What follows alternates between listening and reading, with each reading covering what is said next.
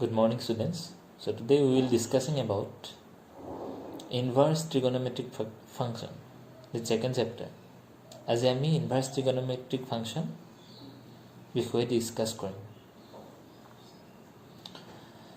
inverse trigonometric functionটো trigonometric functionৰ opposite function। trigonometric functionৰ আমি as usual ছটা value পাম। sin function, cos, tan, cot, sec আৰু cosec function আছে। inverse trigonometric functionত আমাৰ inverse concept আহি যাব। তো আমাৰ sin inverse হৈ যাব sin টো, cos inverse হৈ যাব cos টো, tan inverse হৈ যাব tan টো, cot inverse হৈ যাব cot টো, sec inverse হৈ যাব sec টো আৰু cosec inverse হৈ যাব cosec টো। ইয়াতে কিছুমান ইম্পৰ্টেণ্ট ফৰ্মুলা আছে। যেতিয়া আমি ট্ৰিগনোমেট্ৰিক ফৰ্মুলা ইউজ কৰিছিলোঁ তেতিয়া আমাৰ কি আছিলে sin theta equals two 1 / cosec থিটা, cos থিটা ইকুৱেলছ টু 1 / sec থিটা, tan থিটা ইকুৱেলছ টু 1 / cot থিটা, এনেকুৱা ধৰণৰ আছিলে। ইয়াত সেই ইনভাৰ্স ফাংচনৰ কনচেপ্টটো অলপ বেলেগ হয়। ইনভাৰ্স ফাংচনৰ মই এটা এক্সাম্পল দিছো তোমালোকক। ডিসকাস কৰিছিলো তাৰ ভিতৰত আছিলে 1 1 ফাংচন আৰু চাওচোন আহা on to ফাংচন আৰু 1 1 on to যেটা দুটা স্যাটিসফাই কৰে তেতিয়া আমি তাক কি বুলি কৈছিলো বাইজেক্টিভ ফাংচন।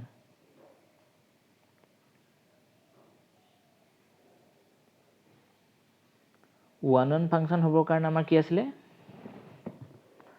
যেতিয়া দুটা ফাংচনৰ ভ্যালু ইকুৱেল হ'ব তাৰ কৰস্পন্ডিং এলিমেন্টখিনি ইকুৱেল হ'ব তাক 1 1 কৈছিলো আৰু অন টু ফাংচনৰ কাৰণে আমাৰ কি আছিলে কোডোমেইন ইকুৱেলছ টু ৰেঞ্জ হ'ব লাগিব।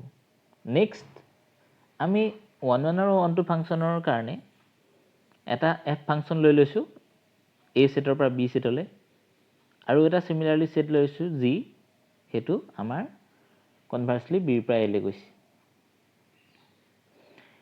এটা বাইজেক্টিভ ফাংচনৰ কাৰণে যেটা 1 1 আৰু অন টু দুটা স্যাটিসফাই কৰিব তেতিয়া আমি g of y এটা যিকোনো এলিমেন্টৰ এগেইনষ্টত আমি এটা এলিমেন্ট পাম x যদি হে if and only if I double f fx equals to y এই কনসেপ্টটো আমাৰ আছিলে। লাষ্ট ক্লাছত মই পঢ়াইছিলো যেতিয়া দুটা ফাংচন এটা ফাংচন f a ৰ পৰা b লৈ যায় আৰু নেক্সট হিটু ফাংচন g ললে b ৰ পৰা a লৈ গৈছে এই ফাংচনটো ইনভাৰ্টিবল ফাংচন হয়। ইনভাৰ্টিবল ফাংচন হয়।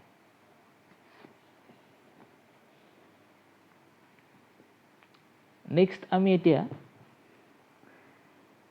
f এটা ফাংচন লৈছো ফাংচনৰ ভ্যালু লৈছো x f of x ৰ কাৰণে y হ'ব তেতিয়া আমাৰ ইনভাৰ্স ফাংচনটো কি হ'ব ইফালে গুচি যাব ৰাইট হ্যান্ড সাইডলৈ ট্ৰান্সফাৰ কৰি দিলো f ইনভাৰ্স y ইকুৱেলছ টু আমাৰ কি আহিব x আহিব। এইটো হৈছে আমাৰ কনসেপ্ট। যদি ট্ৰিগনোমেট্ৰিক ফাংচনটো সাপোজ আমাৰ fx ইকুৱেলছ টু y হয় তেতিয়া হলে তাৰ এগেইনষ্টত f ইনভাৰ্স y equals to x আহিব। নেক্সট আমি পঢ়িম ইনভাৰ্স ট্ৰিগনোমেট্ৰিক ফাংচনৰ ডমেইন আৰু ৰেঞ্জৰ বিষয়ে। যেনেকৈ আমি ট্ৰিগনোমেট্ৰিক ফাংচনৰ এগেইনষ্টত ডমেইন পাইছিলো ইনভাৰ্স ট্ৰিগনোমেট্ৰিক ফাংচনৰ কাৰণেও ডমেইন আৰু ৰেঞ্জ পাম। ইনভাৰ্স ট্ৰিগনোমেট্ৰিক ফাংচন ফাৰ্ষ্টতে আমি sin ইনভাৰ্সৰ কাৰণে লৈছো। sin ইনভাৰ্সৰ কাৰণে আমাৰ ডমেইন আহিব -1 ৰ পৰা 1 ৰ ভিতৰত আৰু ৰেঞ্জৰ ভ্যালু সদায় -π/2 ৰ পৰা π/2 ৰ ভিতৰত থাকিব ক্লোজ ইন্টাৰভেল। এইটো আমাৰ মনত ৰাখিবলগীয়া কনসেপ্ট। ট্ৰিগনোমেট্ৰিক ফাংচনৰ ইনভাৰ্সটো কনসেপ্টটো ডমেইন আৰু ৰেঞ্জ আমাক সদায় লাগে। এতিয়া আমি এটা কোৱেশ্চন কৰো find the principal value of the inverse trigonometric function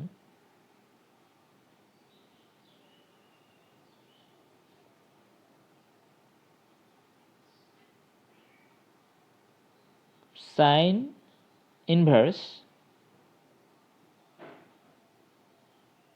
say √3/2 sin inverse √3/2 আমি তাৰ প্ৰিন্সিপাল ভ্যালু উলিয়াব লাগে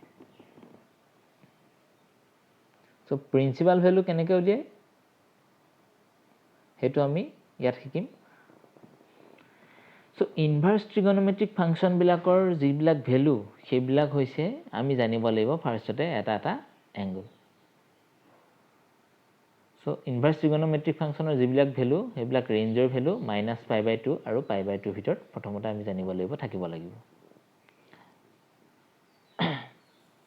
সো সেই কনসেপ্টৰ কাৰণে আমি সদায় sin ইনভাৰ্সৰ যিটো ভ্যালু হেতু এগেইনষ্টত আমি থিটা বুলি লেট কৰি লম সদায় এক্সামত so sin theta equals two কি হৈ গল √3/2 হৈ গল ইমপ্লাইজ কৰাৰ পিছত so sin theta equals two √3/2 সাইনৰ কিমান ভ্যালুৰ কাৰণে √3/2 হয় আমি জানো sin 60 ডিগ্ৰী যেতিয়া হ'ব তেতিয়া আমাৰ ভ্যালু কি পাম √3/2 সো 60 ডিগ্ৰী আমি লিখি দিম sin π/3 √3/2 জায়গাত আমি পুট কৰি দিলো সো দুইফালে sin ইকুৱেল হৈ গল তো থিটাৰ ভ্যালু কি পাই গলো আমি π/3 সো ইয়াত আমাৰ π/3 টু থিটাৰ ভ্যালু পালো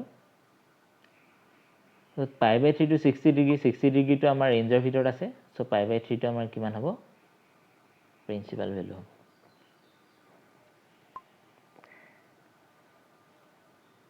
সিমিলাৰলি আমি চাব লাগিব সো π/3 টু যদি আমাৰ তাৰ ভিতৰ নাথাকিলেহেঁতেন তেতিয়া আমি তাক প্ৰিন্সিপাল ভ্যালু বুলি ক'ব নোৱাৰিলোহেঁতেন নেক্সট আমি এটা এক্সাম্পল লওঁ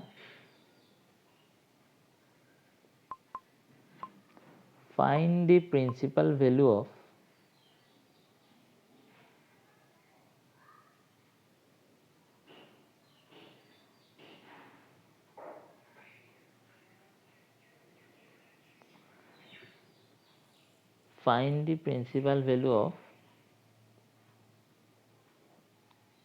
sin inverse say -half sin inverse -half কাৰণে তোমাক প্ৰিন্সিপাল ভ্যালু উলিয়াব লাগিব এক্সামত তেতিয়া আমি কেনেকৈ কৰিম আজি আমি পঢ়ি আছো সেকেন্ড চেপ্টাৰ ইনভাৰ্স ট্ৰিগনোমেট্ৰিক ফাংচন তো এজ ইউজুৱেলি আগৰ নিচিনাকৈ তুমি লেট কৰি ল'বা সদায় ইনভাৰ্স ট্ৰিগনোমেট্ৰিক ফাংচনৰ ভ্যালুটো থিটা লৈ ললো so sin inverse -half equals to থিটাৰ কাৰণে sin ইনভাৰ্সটো ইফালে লৈ গলো so sin theta equals to -half থাকিলে sin theta equals to -half কেতিয়া হয় সাইনৰ কি ভ্যালু এগেইনষ্টত হাফ হয় sin 30 ডিগ্ৰীৰ কাৰণে কিমান হ'ব ভ্যালুটো সদায় হাফ হ'ব সো -sin π/6 লিখি দিলো সাইনৰ আগত যেতিয়া মাইনাস সাইন থাকে তেতিয়া সাইনৰ ভিতৰত মাইনাস সাইনটো ফৰ্মুলাৰ মতে সদায় ভৰাই দিব পাৰি মই ক্লাস 11ত শিকাইছিলো -π/6 আহি যাব যদি আমি কম্পেয়াৰ কৰো থিটাৰ ভ্যালু ইয়াত কি পাম sin কেনসেল কৰিলে থিটা ইকুৱেলছ টু -π/6 -π/6 মানে -30 ডিগ্ৰী therefore এইটো আমাৰ কি হয় প্ৰিন্সিপাল ভ্যালু হ'ব